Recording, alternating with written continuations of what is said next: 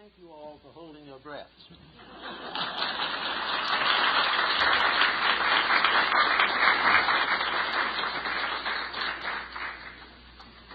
Well, this morning we have a rather interesting and somewhat lurid story out of the mythology of the Greeks. Now, of course, in mythology, everything happened once upon a time. The particular dates are not generally given. But once upon a time, the gods on high Olympus had the desire to create something beside the membership of their own group. So they got together and they took clay and they molded it into the form of a beautiful woman. And having made a perfect statue, the gods decided to give it life. So they made it living. And each gave something to it. Athena gave it wisdom and understanding and insight and sympathy. And one of the other deities gave it courage. Another one gave it longevity. And many of the goddesses got together and made beautiful robes and garments and flowered turbans for this new wonderful creature. And when they all were finished, there was Pandora. Now, Pandora is an interesting symbol, and most interpreters have failed to get the large meaning of it. As you hear the story, it becomes evident that Pandora is a personifying symbol of the planet Earth itself. It began, or basically, is clay. It is molded into the detours and forms and lines and styles that we see today. All the wisdom of the ages have conferred beauty upon the earth, wisdom and courage and understanding and laws, until it is truly a gorgeous planet. And this was what the gods had intended and which they accomplished so magnificently. Now at this time, Zeus was having troubles. His greatest trouble was with Prometheus, a Titan who was not only brave and strong, but audacious. And this Titan had dared to take the fire of heaven and, against the will of Zeus, give it to mortality upon the earth. Now, Prometheus had a brother, also a bit of a radical, and perhaps even an activist, who was concerned largely and deeply with the advancement of the work of fire upon the earth and upon the development of arts and crafts and sciences. Zeus was willing that Pandora should marry this brave and heroic Titan. So they were married in due course by the gods with great ceremonial, and as a wedding present, Zeus bestowed upon Pandora a box. Now, just what this box was is a little dim from mythology because the accounts differ. Some say it was a shape of a cube, about the shape of the earth. Others said it was a vase or urn with a lid. Some believed that it was some kind of a casket. But anyway, he gave it with the admonition that under no condition should it be opened. Now, at this point, the story would sound rather familiar, and 9 people out of 10 would guess who opened the box. But they were wrong. Pandora did not open the box. It was her husband. And in that moment, he allowed all the ills and evils of mankind to come out of that box. And before he could get the lid down, everything was gone except hope, which was clinging desperately to the inside of the box. So here we have a problem that is very interesting. Here we have nature, the earth, beautiful and wonderful, and united in marriage to the ambitions of the human mind. And that was the beginning of the big trouble. It was the big trouble because no sooner had the husband become aware of the facts of life and had seen the disasters flowing out of the box, he was impelled to do something about it. And nearly everything everyone has done about it since the beginning has been a mistake.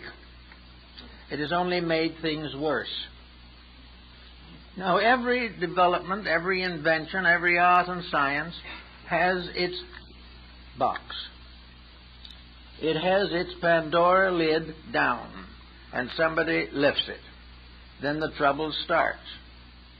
And the trouble gradually forms to prove conclusively that practically every achievement of man is in violation with the laws of nature. The struggle between man and nature begins in the story of Pandora's box.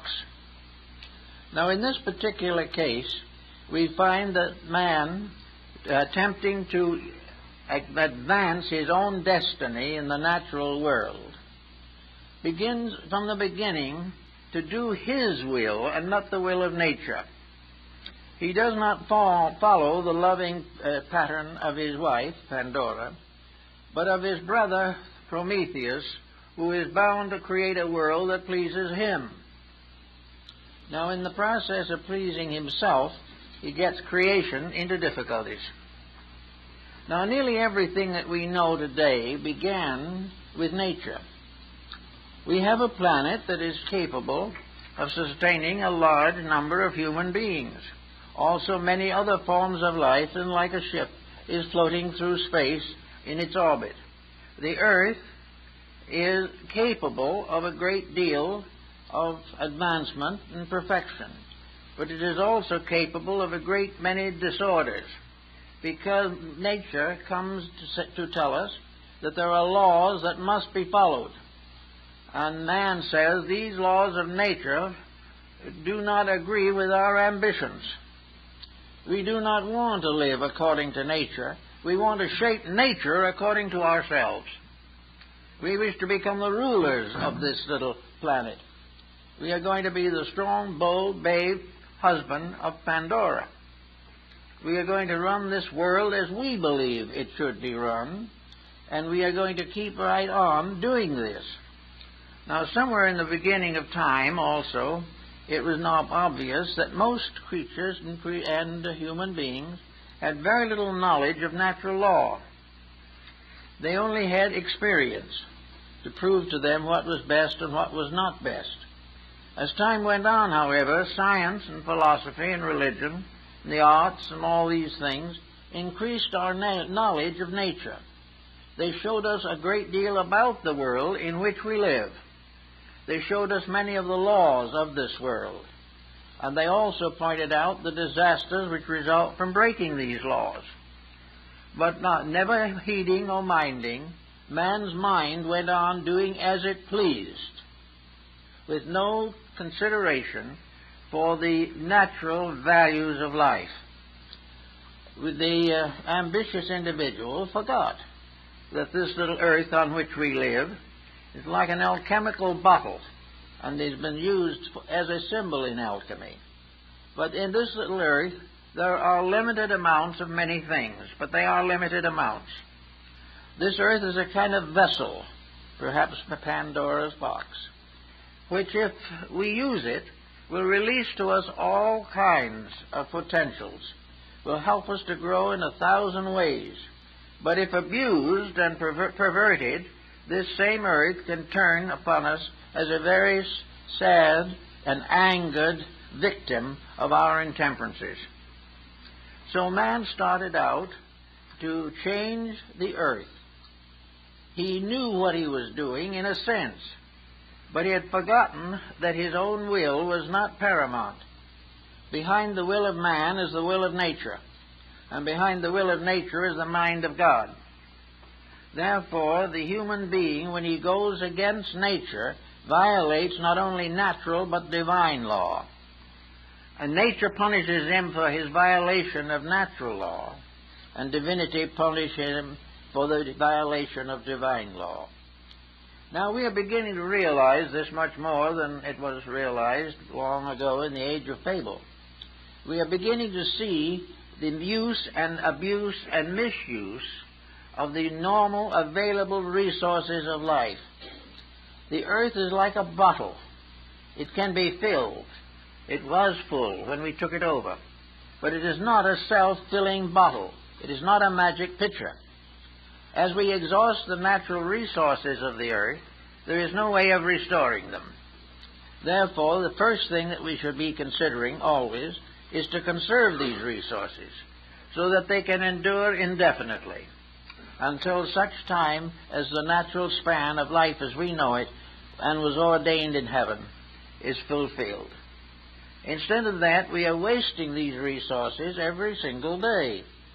We are already in serious difficulties. Supposing we consider another bottle that is important in this syndrome, the human body. The human body has assets and liabilities which we have to remember and consider.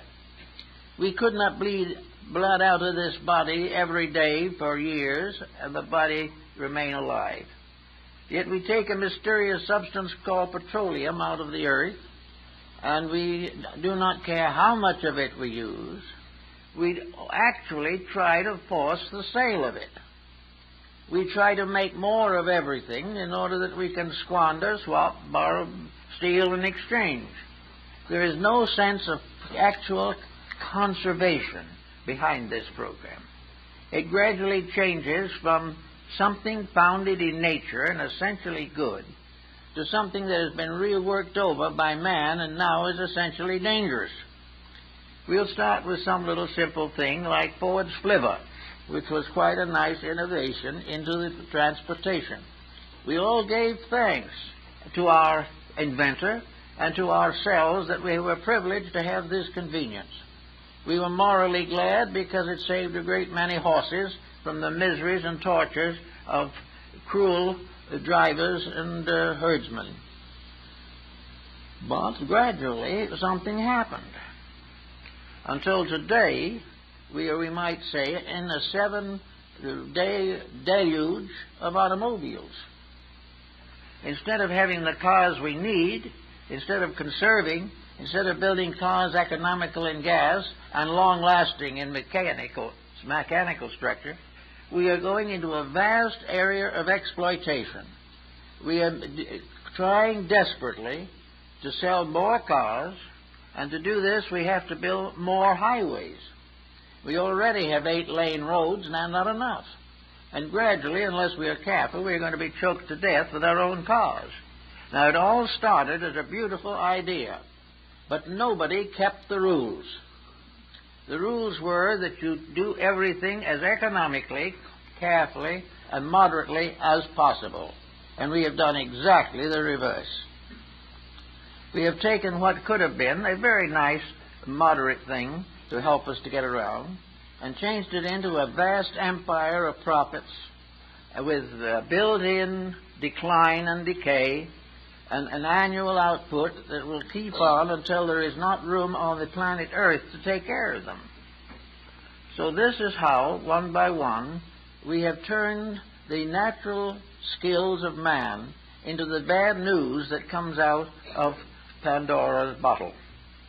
Every one of the inclemencies, sorrows, and miseries that were in that bottle or box represented an original good idea, ruined by human selfishness, corrupted by avarice, and overworked by ambitions. We were never willing to live with nature as a friend. We've never been able to live together with nature without trying to dominate, confuse, buy, sell, barter, or exchange something that never belonged to us. So we have this type of thing coming every day. And the news is becoming interesting to a great many people. We are more thoughtful than we ever were before in matters concerning such things as this. And after we got the automobiles carefully built, and now have millions of them coming off the various creating companies every year, and we turn to another thing that came along. Well, about this time, somebody invented an airplane. They had some gas balloons earlier. The Gamofia brothers built one, which was used in the French Revolution and in the later wars.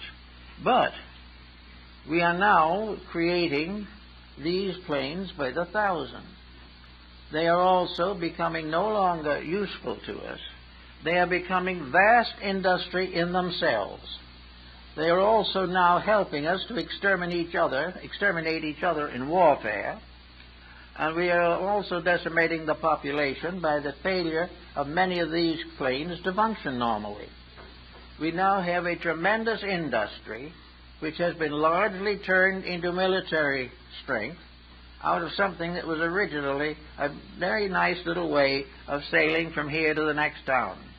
No thought of nature, no thought of what we are doing, no thought of overbuilding, no thought of extravagance, no attention paid to the tremendous price of now creating an aeroplane.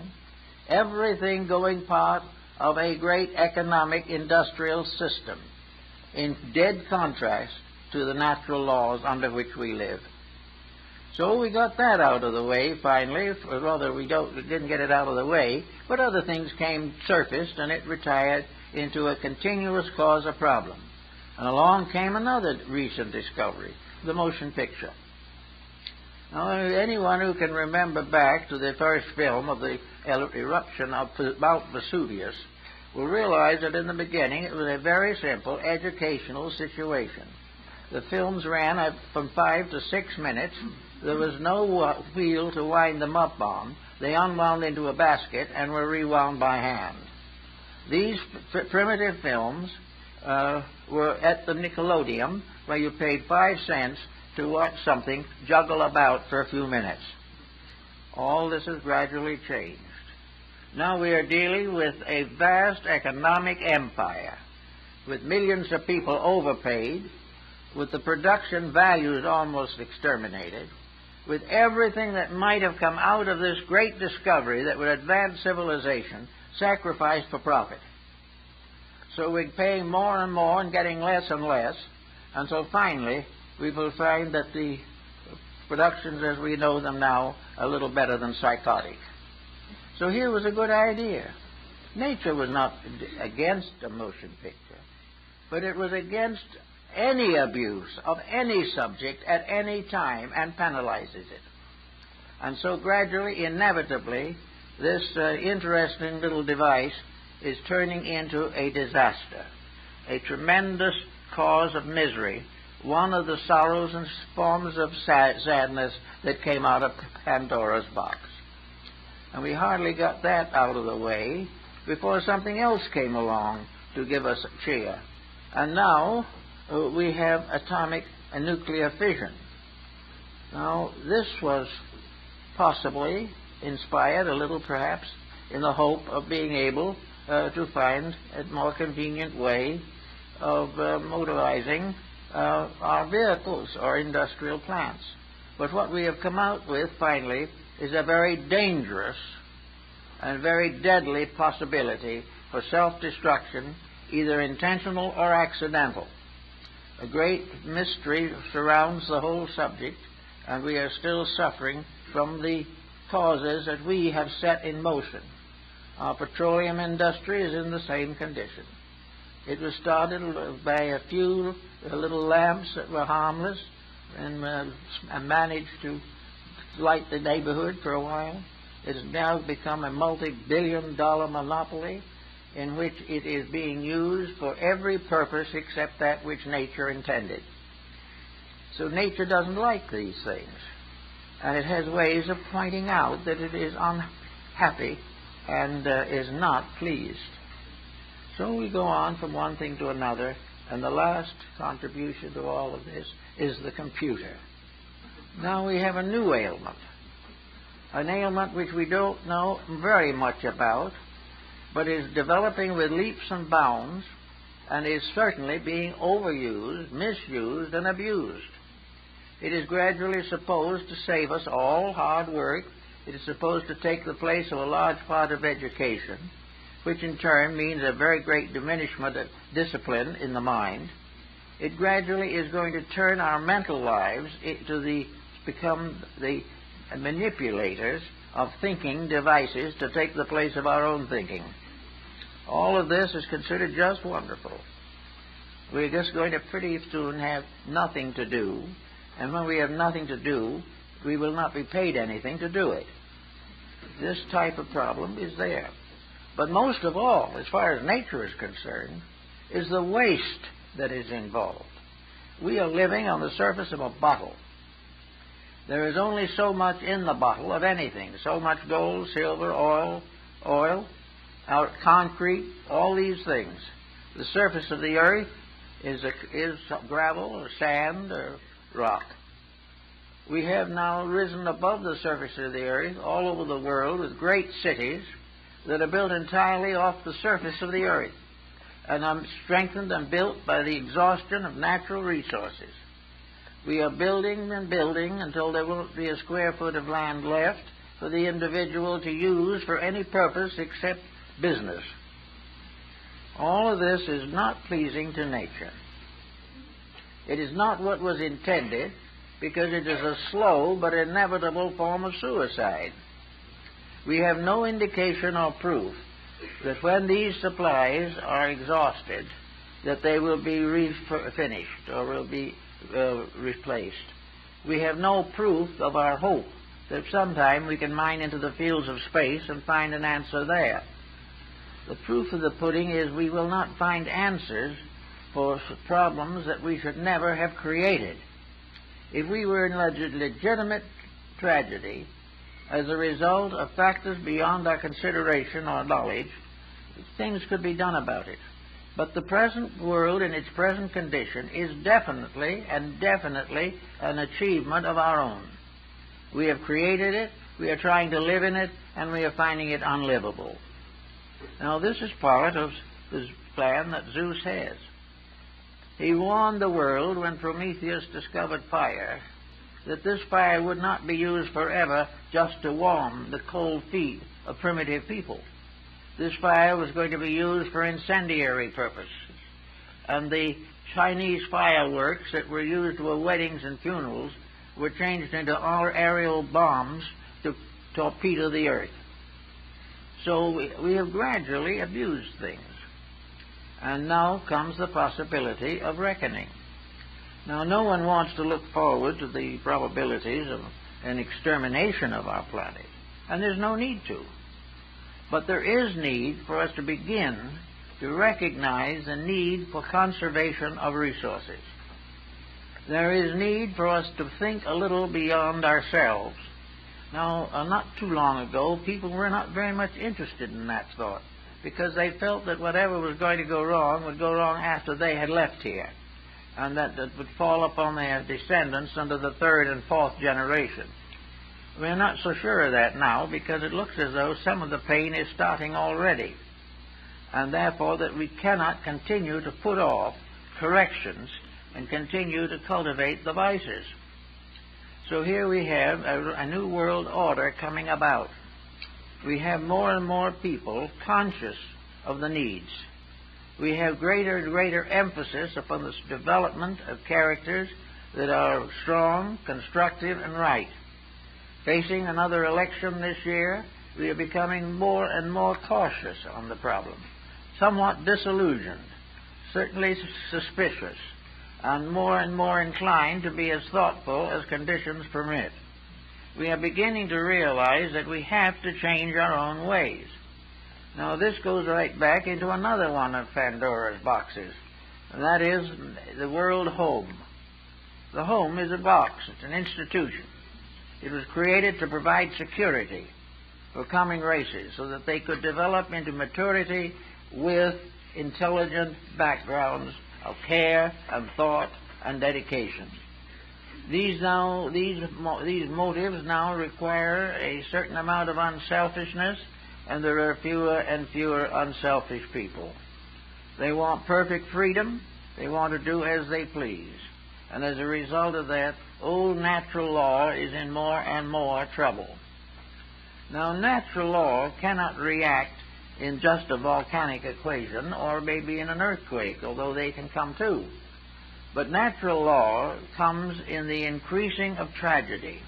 Natural law is the result of narcotics. Natural law shows that these things cannot be done with impunity. Man makes rules, nature makes laws. We are under the rulership and the laws of a power greater than ourselves, and we will never be able to compromise or modify that power. We can ignore it, we can misinterpret it, We can claim that it means something else, but the fact of the matter is law, as far as the universe is concerned, is unchangeable. Law punishes vice and rewards virtue, and it terms that viceful which is destructive and that virtuous which is constructive. So we are now coming to a sort of parting of the ways. We're coming to the time when a new way of life is getting closer and closer. A way of life that is based upon cooperation for the common good instead of competition for private profit. We are beginning to see that we are approaching a dead end of selfishness, that it cannot continue without ultimately destroying the planet. So we must now find ways of re-educating ourselves. And it might be a good idea somewhere along the line for the public school system to take a greater interest in the study of natural law, the rules of the game of life, because it is perfectly possible to find out what is not right, even though we may not be completely sure of that which is right. We can prove up to a certain point that the mistakes that we make are always followed by the same unfortunate consequences. We can discipline young people gradually, maybe, into the realization that perversity does not pay, that suffering is inevitable where the individual goes contrary to the pattern to which he belongs. We look out at the stars at night, we look into the heavens, and we see the galaxies, all governed and controlled by law.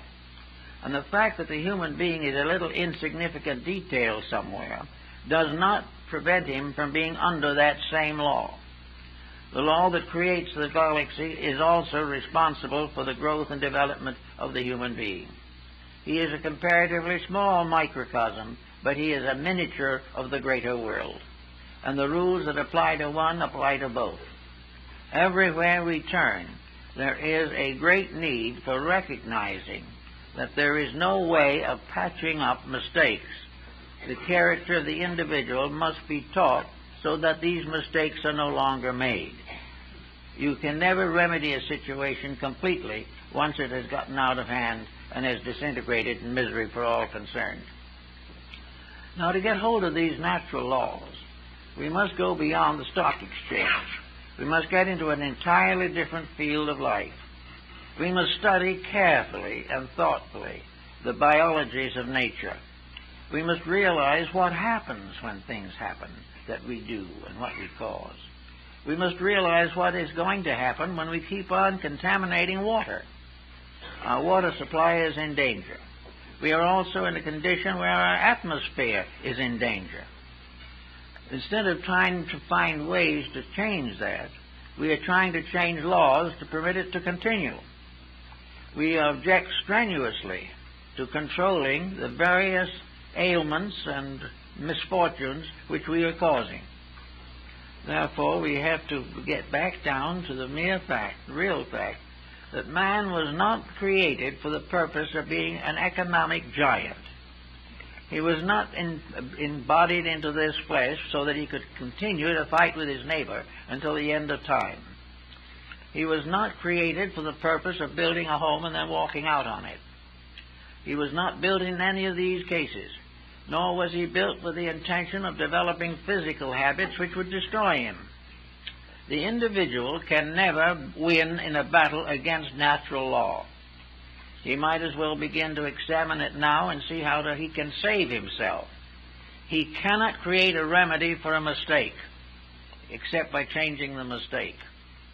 He cannot get a pill that will cure him of his indiscretions unless he changes his own nature. And the world is now paying millions and billions of dollars for panaceas, economic, social, and biological, to correct or help us to survive our own mistakes.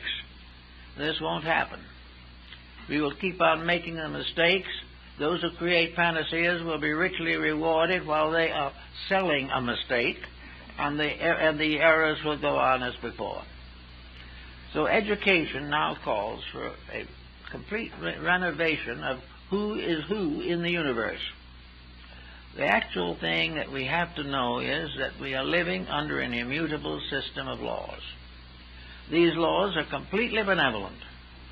These laws are impartial, impersonal. They are created for the purpose of advancing the common good, to perpetuate life where it belongs, to maintain the balance of nature in every field.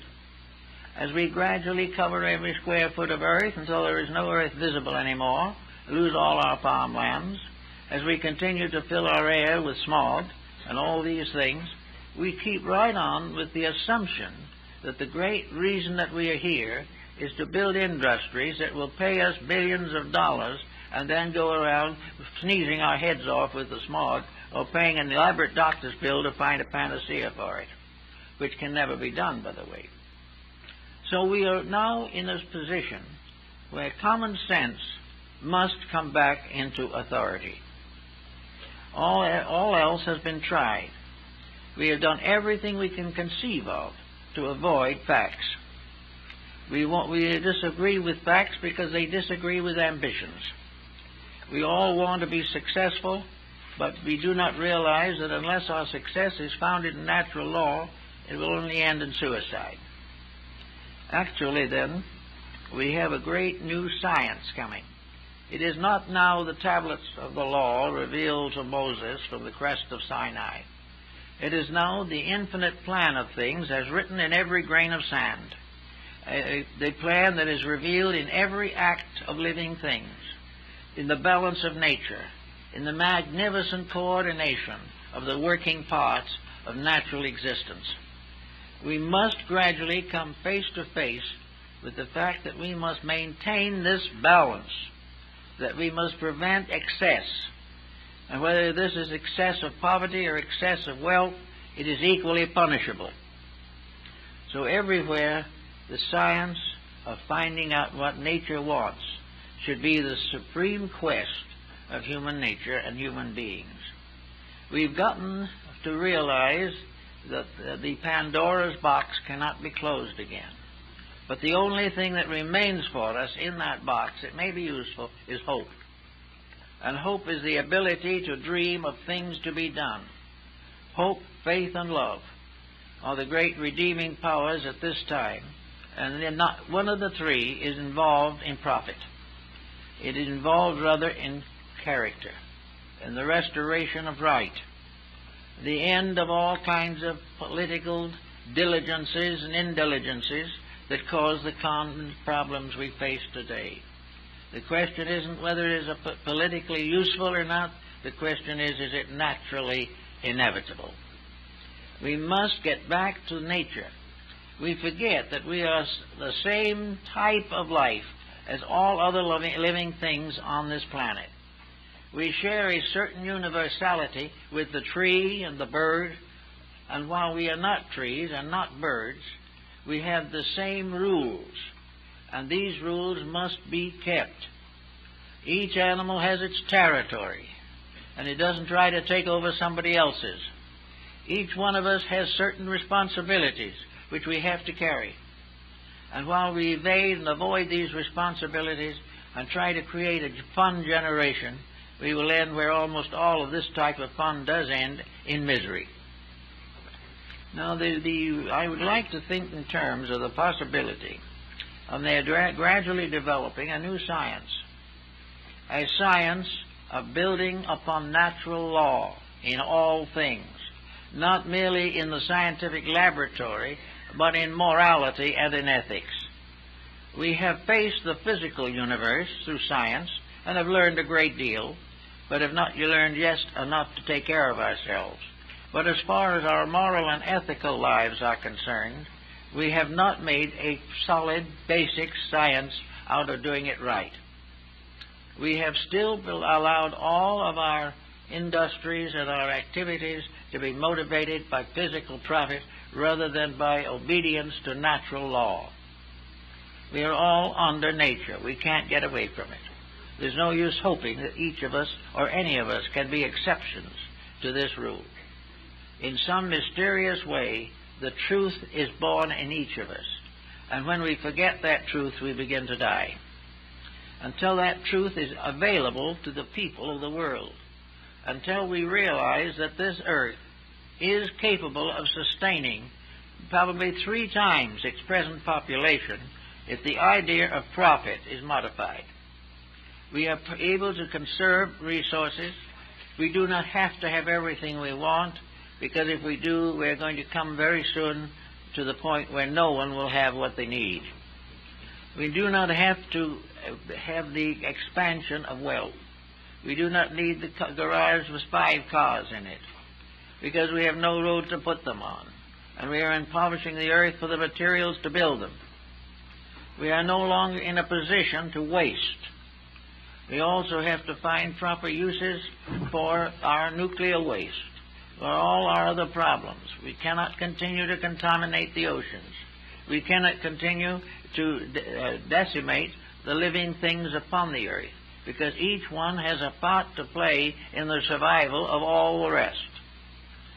Cooperation has to arise out of competition. Now, it will come. Hope is not only in the bottom of the box, but it is also in the bottom of the human heart. We all hope. We all also have reasons to believe that hope is a form of enlightenment. To hope is to come once more into the family of the God-led. To hope is to recognize the inevitable salvation of that which is right. We know these things inside ourselves. Now we've got to begin to live them. We are going to have to do those things which will enable this planet to continue for a long time. And if we do it right, and if we behave ourselves, there are possibilities that we will have special dispensations as we find them in nature. That nature does not destroy anything for the pleasure of destroying it. Nature does not wreck anything that is right. But it will not preserve or maintain things that are essentially wrong. So we can begin in little ways to cultivate a realization of nature and its laws. We can sit down and read a little about it to start off, maybe, just to give ourselves a foundation. We can read something about astronomy. We can also learn from astronomy the dangers we face there, the contamination of the Earth's atmosphere, and the fact that the energy problems of the space envelopes, this energy problem is in danger. There is a definite indication that we are polluting the air faster than nature can cleanse it. This doesn't seem to affect anybody. The same old smokestacks are still belching forth. The same somewhat unreliable motors are continuing to service the smog bank with more and more of that type of thing. Also other fumes, chemical and otherwise, and the congestions of cities. Slowly the atmosphere is getting sick. Now this isn't going to be any good for anybody. And no matter how many dollars we have, we're not going to get far if the atmosphere fails us. So we have to begin to think about conserving in person. Now, there are probably around several billion human beings, and of these there is a considerable number that can be made aware of its moral responsibilities, but nobody makes much of it. No one really goes out after it. The theologian talks about the laws of God, but doesn't have much to say about the laws of nature which God established. We find this politician has no interest in the laws of nature. He is tied largely to his political commitments. The economist has no interest in the laws of nature. He has only interest in profit and loss. And each, in his own field in education, it is largely the same. The average physician does not know much about the laws of nature. He knows only the effects of drugs upon ailments, and is largely learning nowadays that the drugs don't work. We have the same in the arts. We no longer portray the beautiful because we don't know it when we see it. And the prize now goes to some incongruous thing which no one understands, including the artist who did it. We are not learning the beauties of things. Our music is contaminated. And we know this contamination is dangerous psychologically. Don't pay any attention to it. Why? because we don't care. And then somewhere along the line a desperate illness hits us, and then we say the bottom is out of the universe. But everywhere there is an indifference to values, an indifference to integrities. There is no concern over the problems such as narcotics. Sure, there is concern, but the problem should be solved by the common sense of humanity, rather than making necessary all kinds of laws and all kinds of rules and arresting the peddlers. The person who understands even the basic principles of life will not be contaminated. But nobody gets at the basic facts. No one is able to reach behind the more or less routine preachments that do not have a great effect. We've got to get back to the fact that each of us as an individual is part of a creation and is a miniature of that creation. And each of these creations is part of a larger development in the face of nature. And finally, the planet itself is a vast microcosm, a vast instrument with rules and laws. It gives life to those who obey, and it takes life from those who disobey.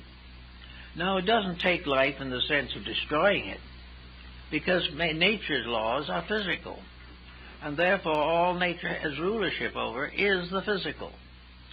But the physical, in turn, our physical body, for example, we know has its own rules. These rules may not be the same as those of our minds or our emotions, but we do find usually that if the mind helps the body, we're better off. And if the emotions support the findings of science, we are still a little better off. In other words, while our supernatural or superphysical bodies are not part of the physical world, it is true that our invisible spiritual natures do affect the security of these physical bodies and help to assure that they will continue as long as possible. Therefore, it is up to the individual to go to work to correct the emotional and mental problems of his own inner life. His entire nature is within a bottle. This bottle is his magnetic field, and within this magnetic field he lives and moves and has his being. And into this magnetic field he tosses all the refuse of his life. Into the magnetic field go his hates, his angers, his fears, his cynicisms. Into this goes his indulgences, his poisonings, and his evil acts and thoughts. He destroys or corrupts his own source of immediate vitality by the perversion of his own conduct. Nature has something to do with this. Nature's laws are that the body of things will be better if the part that is in the body is also obedient. Now, the emotions are not necessarily obedient to the laws of the physical world, but they are obedient to the laws of integrities, to honesties, to constructive and creative uses. The mind and the emotions must be used and not abused, or they contribute to the destruction of the whole structure. You cannot have a healthy body if the mind is sick. You cannot have a healthy mind if the emotions are sick. Health is a kind of completeness. In this case, the human being is the bottle, is the earth, is the substance, and the physical rules are there in natural law. As we follow the natural laws, we protect health of the body. We get over dissipations. We get over indulgences. Then within the body is the emotional life, which we also have in the planet. The planet has its emotions. These emotions are the fears of nations. They are the sorrows of abused peoples. They are the evidences of corrupt administrations.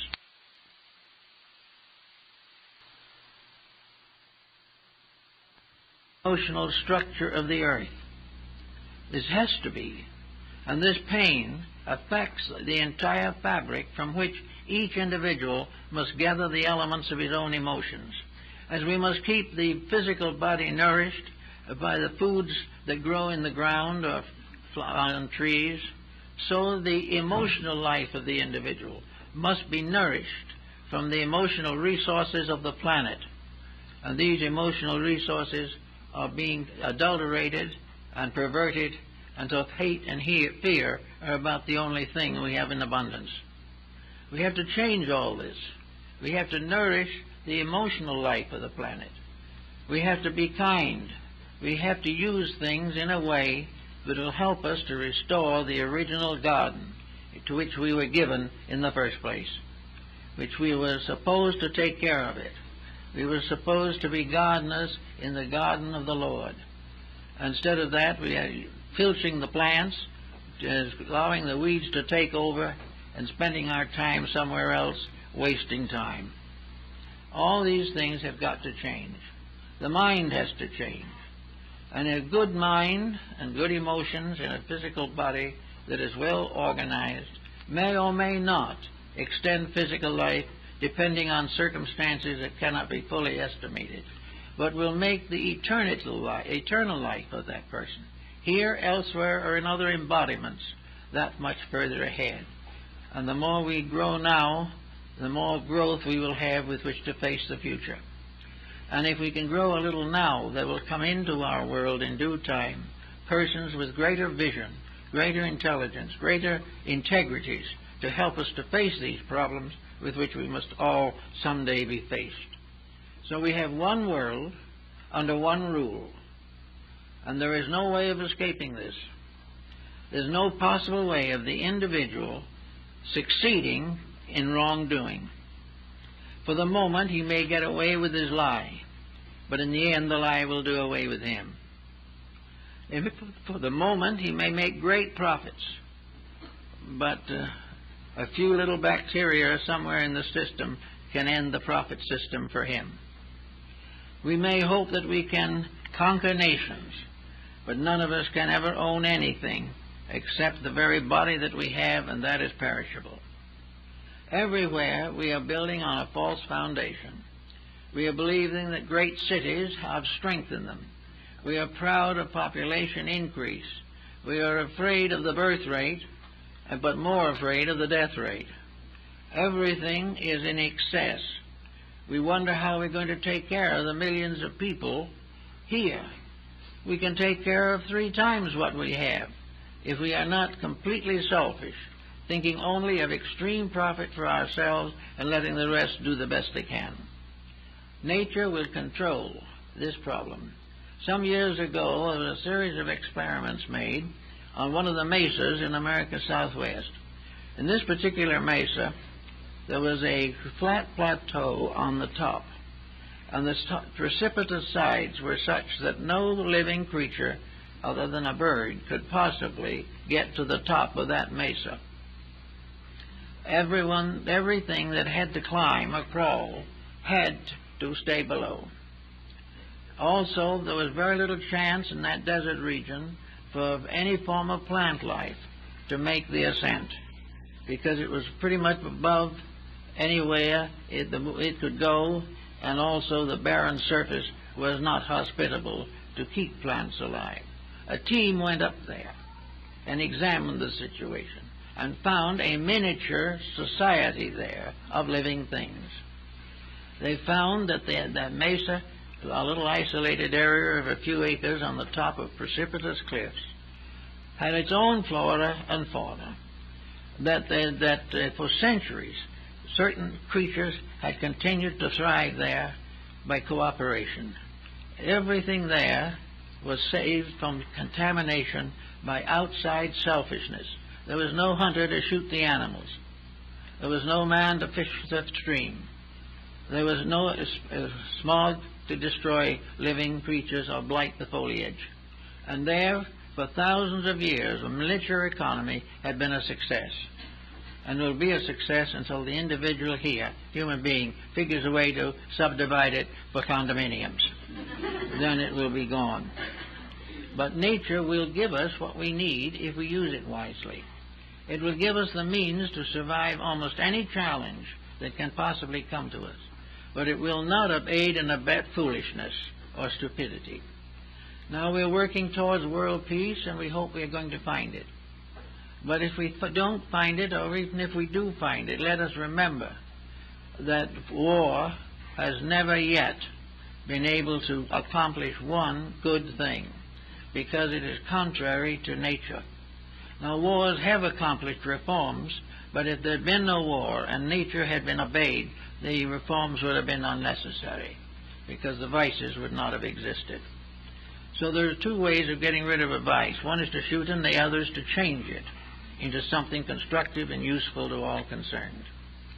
I think we should also recognize that as we go now into another century, with increase of everything in the form of responsibility, that we should personally make a careful study of our own adequate applications of principles. What do we need? What do we want most? What are we willing to sacrifice for what we do need? What is there that we can do to advance our own destiny, at the same time not detract from the destiny of anything else? What can we do to grow without living as parasites off of something else? We have rules on all these things. There are natural laws. The great scriptures and philosophies of the world have given us good working rules, but we have to obey them. And against these are indifference, selfishness, and ambition. We are not much interested in keeping the rules. We want a house in the summertime and another one in the winter. We want new cars periodically. We are willing to pay fabulous sums for athletic events. We do all the things that we can do, that we want to do, and which gratify appetites that, strangely enough, can never be gratified. The Egyptians represented the appetites as a many-headed monster that could never be fully fed.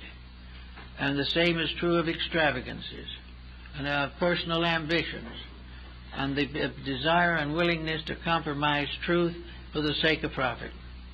Each person has to work this out for himself. Well, you may say, if you work this out for yourself, what good does it do to the common group? Well, it will do something, but we have to remember that in this pattern of things, according to our philosophical convictions, we do not depart from here forever and go either to heaven or hell. Most people are just a little too good for hell, but not good enough for heaven. Therefore, we're not going there. We're going right back to the next day in school. And if we were at the head of the class when we left here, we will find ourselves at the head of a class when we get there. When we come back, everything that we have gained in personal character helps us to make a contribution to the future, increase our own integrities, and live a better life and become part of a better culture. We have to earn citizenship in a better world. And in order to do that, we've got to help to build a better world while we're here now. Otherwise, we will not accomplish the dreams and hopes and aspirations which are more or less lurking in nearly every human relationship. I think we're becoming more aware also of very simple rules regarding personal habits. We are beginning to see what happens when people make certain basic common mistakes. And one of the common mistakes today is failure to give proper consideration to the raising of the young. We are neglecting children dramatically, forcing the responsibility for them upon the state or upon the school, upon something of that kind, while we just neglect them in order to have fun. Now, this is something that is mounting the crime wave to be greatly beyond our expectations. There isn't a day go by in which we don't get notices in the paper, television, radio of juvenile delinquency. We shouldn't expect anything else. Why don't we take these notices as proof of something? A few do. There are conscientious parents who do their very best. But most of those who listen to these announcements keep right on doing what they please, or finding some kind of a 12-year-old babysitter. There is not enough acceptance of the responsibility for mature conduct. We find the crime wave, we read what causes it, and we keep right on causing it, because it doesn't touch us unless somebody steals our car. Then it becomes more or less of a tragedy, and we want more officers on the police department. But these are only symptoms. The real failure lies in the individual and the school system and society in general failing in common sense, not failing in higher education, which may be merely higher institutionalism, but failing in the honest, simple values of life, summed up perhaps in the famous statement that comes from every nation in the world practically, as ye sow, so shall ye reap. And we look around and we see a harvest of weeds, but we don't notice the fact that we sowed them, or we blame it on something else. We blame it on our political systems or something, but we are those systems. And today we are faced with the result of our own gradual increasing selfishness. We no longer want to establish a permanent home. It's too much of a burden and a responsibility. Everybody wants to be completely free. But if we're not careful, we may be free in space without a planet under us. We cannot continue this type of thinking. And wisdom has been with us for many, many ages to try to help us in these realizations. There are many great schools of philosophy and ethics that can help us in these things. There's the Golden Rule, which is a very good one. And there are many other laws and rules. The scriptures of every religion abound in moral truths that could be used. And of all the Earth's population, about 2/3 are nominally affiliated with a religious organization. Religion as a system or a part of knowledge is accepted, but not necessarily lived. We are not doing what we should do to make sure that we have found certain rules of common sense in our religious teachings. And common sense is simply honesty. And honesty is concern, consideration, a recognition of common responsibility to common good. This we are gradually losing. Now we come to another election year, and we're going to go through another problem, which we do not fully understand and which may cause us further anxiety. But this is the opportunity for the individual to do the very best thinking that he can, although it may not be too good. If it is one step ahead of the past, he's making progress. So we have to try to take every emergency that comes along as a means of testing internal strength and the way in which we can meet this emergency. Can we only sit and wring our hands? Can we learn something? Can we do something? All of us can learn something if we want to. And what we learn may help us to do something that is better as time goes on. But in all cases and in the future from now on, we are living in a shrinking planet. We are living in a planet tired of the abuses that we have reaped upon it. We are gradually exhausting many, many resources. The fun generation is not permanent. It cannot be.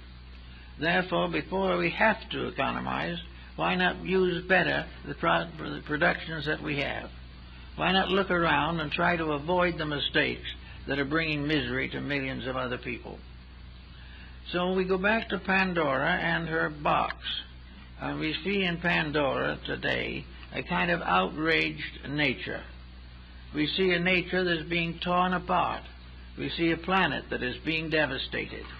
And we know that this planet was called by the ancients the Great Mother.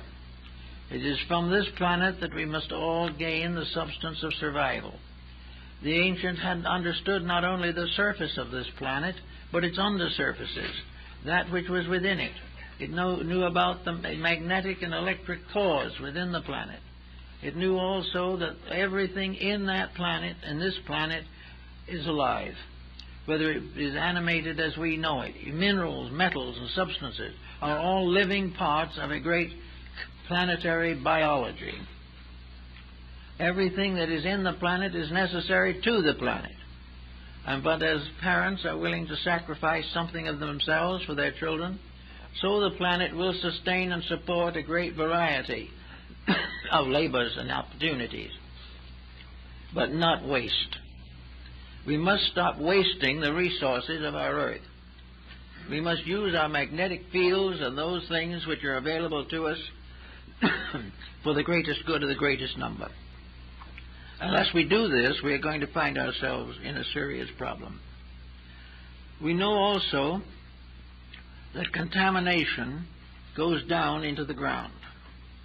We know that there is an inner vital core, that the planet is alive.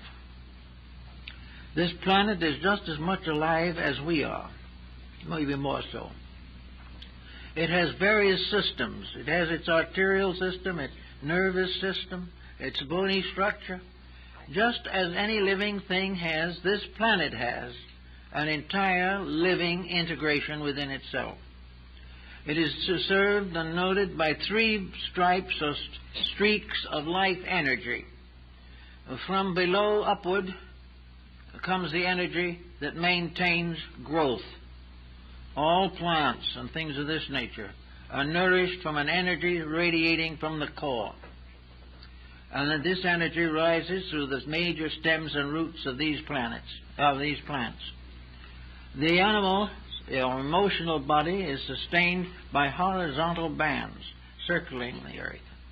Therefore, these bands nourish animals and birds largely through the horizontal spine, or through some horizontal part of the structure, which accepts the energy from the earth itself. For these creatures and plants are all nourished by one earth, by one substance, by one life. Then, when it comes to the human being, it's a little different. The human being is nourished primarily from the higher ozonic areas of the Earth's surface, the great magnetic fields that extend outward, providing us with oxygen, providing us with life-giving energies, and protecting us from too great power of the sun. Now, we learn from scientific statements recently made that the atmosphere of the outer Earth, that part which protects us against the rays of other planets or against the solar energy, this is thinning. Little by little, we are losing the protection which nature provides. And we are losing it because we have wasted it, because we have contaminated it, because we have paid no attention to what we've shot out there into space. We could experiment forever with an atomic bomb and keep on putting on nuclear weapons, and there'll be a big flash, and we think that's the end of it. This is where we're terribly wrong. We are gradually killing the air that we have to live with. We are gradually losing the protections which nature set up and which are there until man destroys them. So all this has to be taken into further consideration. The energy primarily necessary for the energy of man comes from the circumference of the magnetic field and comes from the circumference downward to the center.